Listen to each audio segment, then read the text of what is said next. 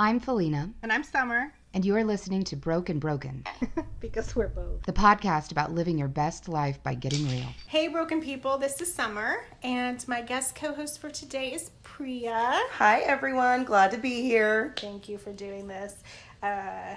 Felina is out on sabbatical. So Priya graciously decided to come join and chat with me. So what's been going on, Priya? I invited you over because there was a topic that was happening. Oh my goodness. I'm sorry for the background noise. I have children and I have a life. So there you go. Oh, okay. Yeah. So a little bit of background. I was approached by someone who had specifically asked me if I would tap into my networks so that they could basically claim that they are doing diversity work, right? In recruiting applicants for certain opportunities, and that really rubbed me the wrong way, because that is, they went about it and because you know how people beat around the bush, right? It was kind of like that, and I was just like, cut the shit, tell me what you want. What do you want? And so he finally gave up his motivation for asking, and while I feel the intention was good, it came off pretty slimy. Right. And I did post on my Twitter asking, if people had similar experiences with this, and I don't know if you got to read the responses. I got to read some of them. Yeah, so there was a pretty clear pattern that came out, that this trying to gain access to communities that they haven't actually taken the time to form genuine relationships with seem to be very common with white folks who consider themselves allies. Yes. Emphasized. Yes. And even more so with men. Yes. So white feminists, yes, but even more so with men, and men seem to be more direct about it, more aggressive about it, I guess, probably because they feel so entitled because they're white men. Right. Exactly. And I don't know, I didn't get anybody who fits into those demographics. None of them gave me any feedback. So I'm kind of wondering, what is in their mind. Because obviously they feel like they're entitled to that. Maybe they feel like, right, their, quote, allyship should give them access. I don't really know. I don't understand. Or maybe it's just the privilege and entitlement that they get just by existing. Right. In the structural system, they just assume that they're entitled to that? Yes. I don't know. Oh, it annoyed me so much that I had typed out a whole paragraph in a message to someone. And I'm trying to find it right now. Because basically what I said earlier, while the intent is really good, it came off really slimy. And what I really wanted to say was, why don't you email the announcement to organizations of color that are in the community? Right. That was the way to do it. To advertise, and it feels like it's profiling to me. Hey, brown girl, can you give me other brown girls? Yes, exactly. That's what it sounds like, right? And it felt kind of white saviorish to me, which also is true. a whole different kind of monster, right? Because it's I want to be helpful, but I also am not going to do the work to reach those communities that I'm being an ally to, quote unquote. And then another thing that I wrote was, his reasoning should be to ensure that this opportunity reaches communities that often aren't advertised to, not because you want to bless someone. Oh, is that a phrase he used? No, he didn't say that. He didn't say bless, but that was kind of the idea that he was going for. Implication. And be the white guy who changes their lives, right? And it's okay, pump your brakes. Want to be Kevin Costner in this movie? Yeah, right? Are we doing this? Are we really doing this? And then, I'm also pissed at this person's boss to begin with, because it's very, with their actions, their very recent actions, I'm not very happy with them. And then also, I don't want to put, fellow women of color in a white space. That shit is already violent enough. Especially if they're already doing this kind of shady thing. They're just likely to be more marginalized and silenced. Right. And so, and that's what I said. I'm like, if I put another woman of color in a white space where she's going to be ignored and dismissed, I'm putting her in harm's way. I'm not helping her at all. Right. I mean, granted, people do have, agency and self-determination, but I also want to be protective of the people that I'm passing this information on to. Right, because I feel like when it's one thing if somebody's advertising and, you apply based on the advertisement, but if I'm going to somebody directly, right, I feel like there's a different level of, they feel like, okay, this person trusts this. So, right. You know what I'm saying? Like, right. Their level of how guarded they are and how much they're weighing things out, I feel like is different. Right. Because I feel like I'm granting this legitimacy by saying, hey, you should check this out. Right. Which is probably, I feel like what they're wanting when they come to us and ask us to directly do that. Right. Which is why it's just so bad. Don't do this. Yeah, seriously, don't do it. And, another thing that I said is, I don't want to put my friends in a position where they're going to be devalued and their labor exploited. Right. Bottom line. And just to be a token so that an office can claim diversity, right? Right. I'm like, I'm not going to tokenize my friends. Like, you got me all kinds of fucked up if you think I'm going to tokenize my friends like that. Do you think most white folks even think about that? Like, that tokenism exists other than when we're actually saying it to them? Like, do you think that even enters their consciousness?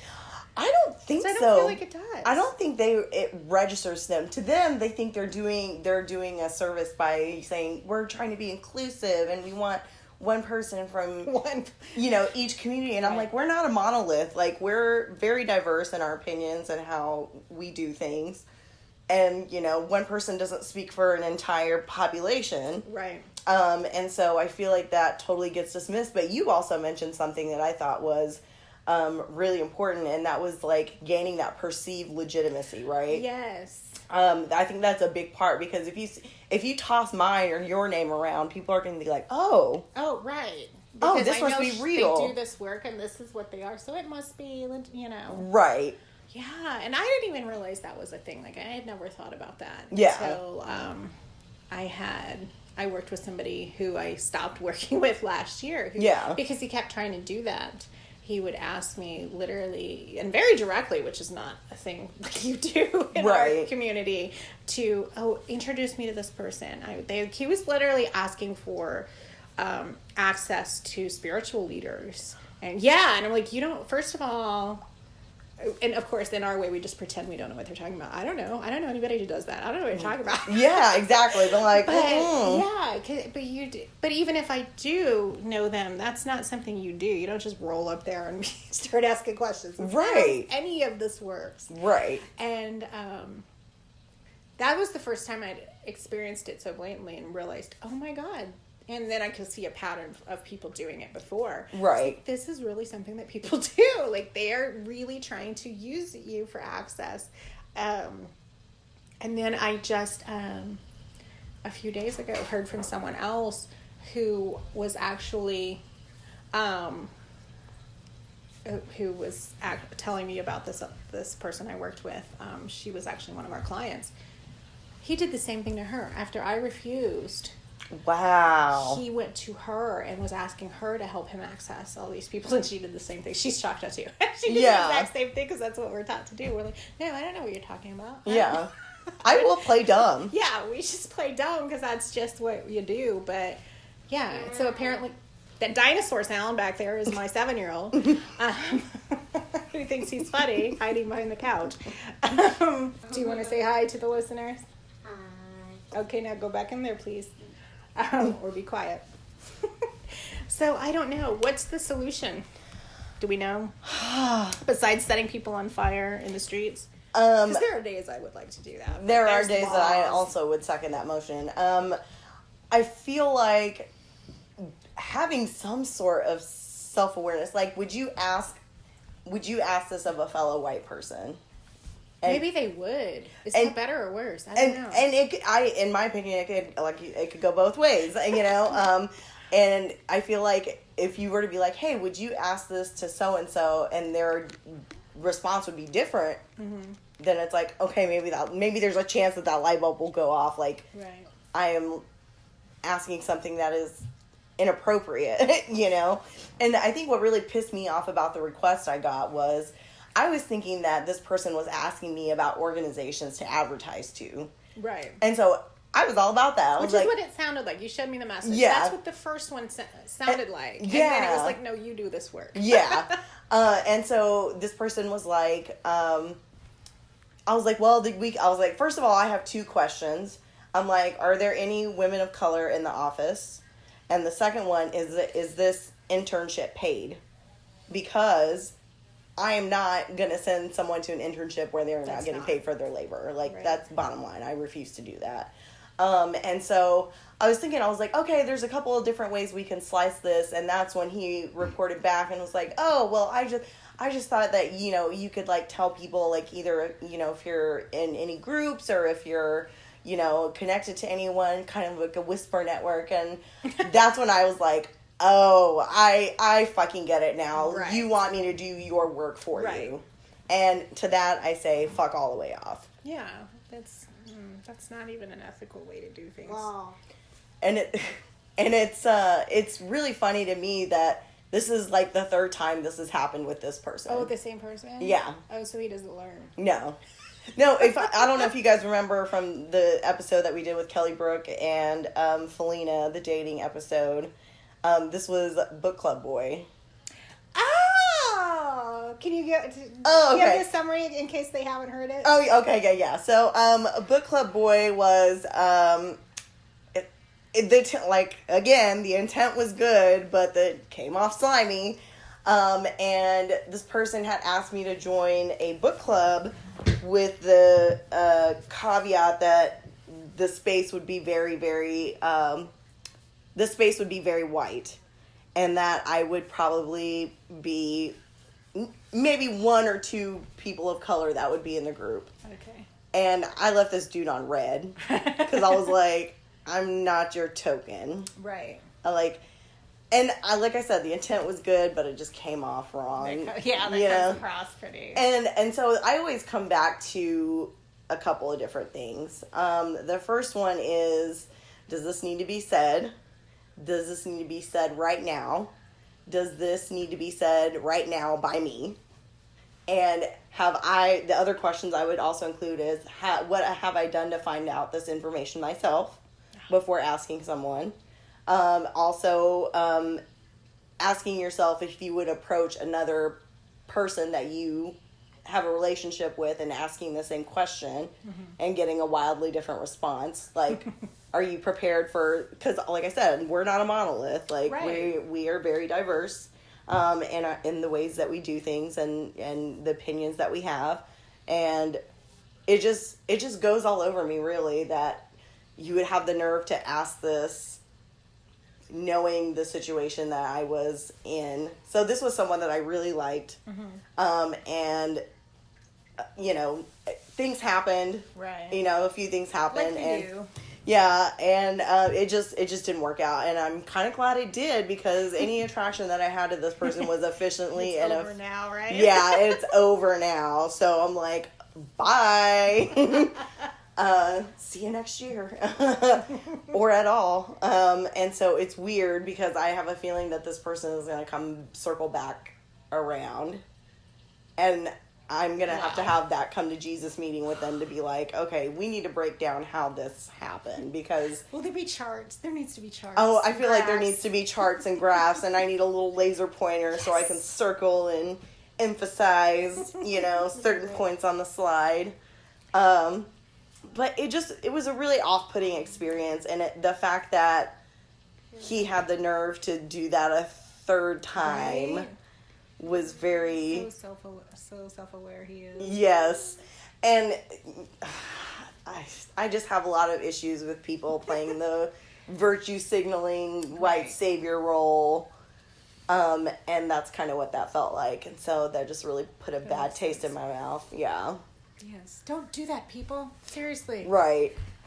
So you mentioned being the only face in the room. I went to the open house at Sovereign School the other day because my younger daughter is going this year. Yeah. And so we're there, you know, doing the little tour, you know, Phil's showing us all the work that they've done so far and, you know, what the remodel's going to look like and all of this. And it hit me. I got a little in my feelings for a second to realize this is going to be the first time. I mean, I'm going into 6th grade. Mm-hmm. This would be the first time she's ever going to be in a classroom. That's a majority. With mostly people of color. Yeah. Or who, I mean, obviously there's a lot of, I don't know if we have a lot of non-natives who've applied. I haven't seen the list, but everybody I've seen during the open houses have all been natives. And, obviously we have a lot of different phenotypes. Right. But in even the, quote, diverse schools she's been in, sometimes she's the only black face. Or maybe 2 or 3 students in the class. Yeah. This is going to be the first time that she's in classrooms and they're being taught. Right. When was the first time you had a teacher of color? Somebody asked this on Twitter the other day, and I had to think about it. I was like, oh my God. I think it was 3rd grade. 3rd? Yeah. We had 2 Choctaw teachers in 5th and 6th grade, and that was it until college. Yeah. And the only reason I had college instructors, mostly was because I took Native American Studies, so we had a lot of natives. Yeah. And then occasionally I would have I had a few black teachers. I'm trying to think. I can't remember what country that one professor came from. It's been too long. It was the 90s. That was a long time ago.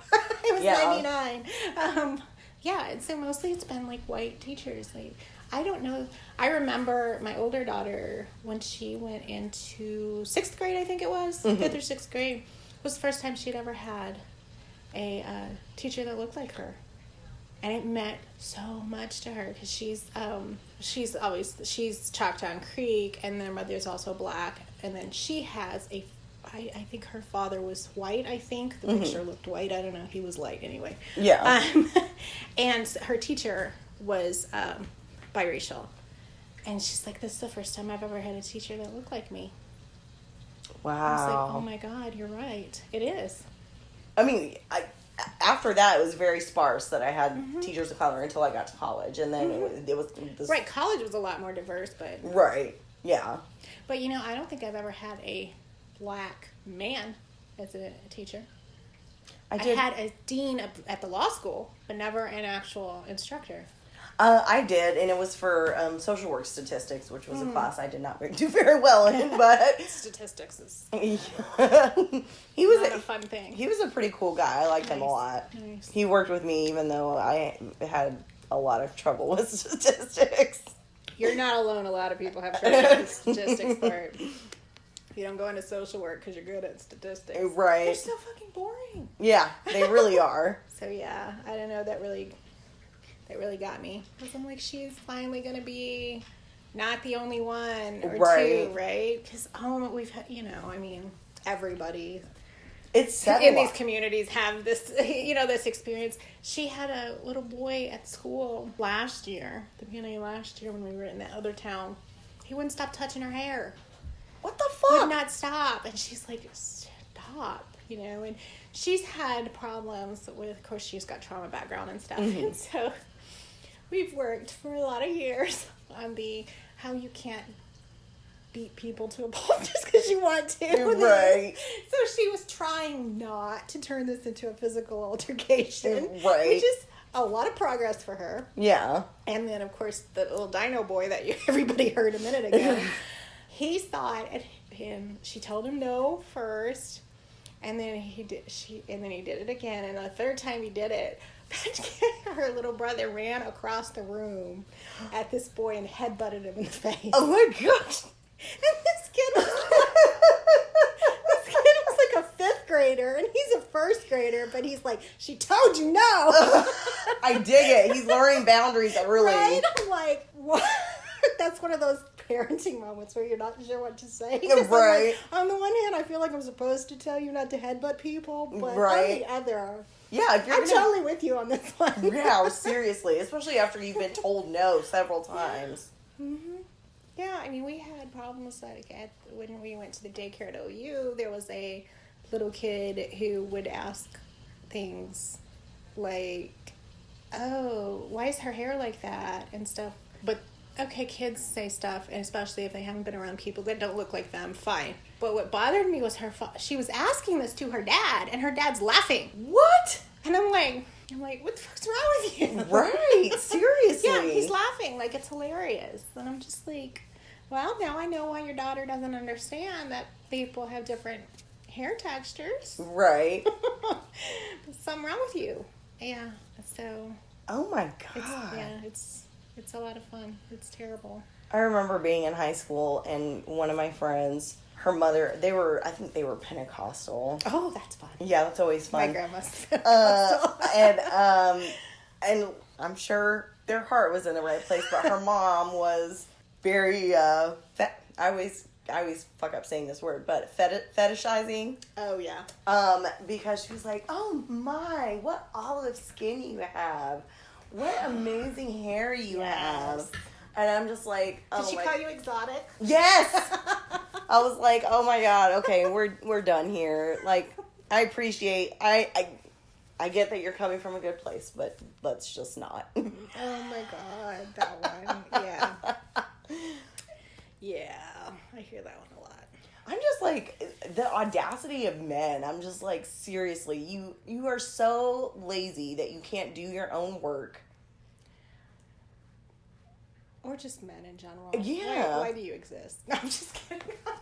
I mean, it's hard for me to find a reason, to be honest, outside of like, if you feel like, making babies or whatever. Other than that, I really don't see them as necessary, but that's just my personal opinion.